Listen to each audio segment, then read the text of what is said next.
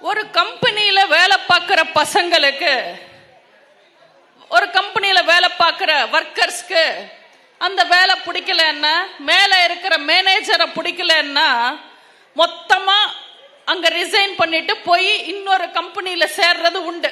இருக்காமா அப்படி? வேலை பிடிக்கலன்னா மேல மேனேஜர் ரொம்ப டார்ச்சர் பண்ணா இன்னொரு கம்பெனிக்கு போய் வேலை செய்யணும்.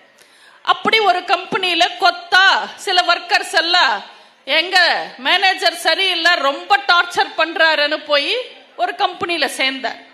அவங்களோட தலையெழுத்து அந்த மேனேஜரே இந்த கம்பெனிக்கு மறுபடியும் வேலைக்கு வந்தார். அதுதான் கமல்ஹாசன்.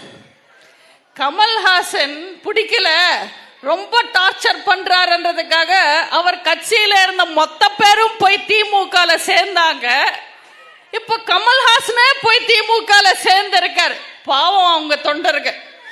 இதுதான் அவரோட தலையெழுத்துன்னு தெரிஞ்சிருந்தா ஒரு டார்ச் லைட்டும் ஒரு டிவியும் மிச்சமாயிருக்கும்.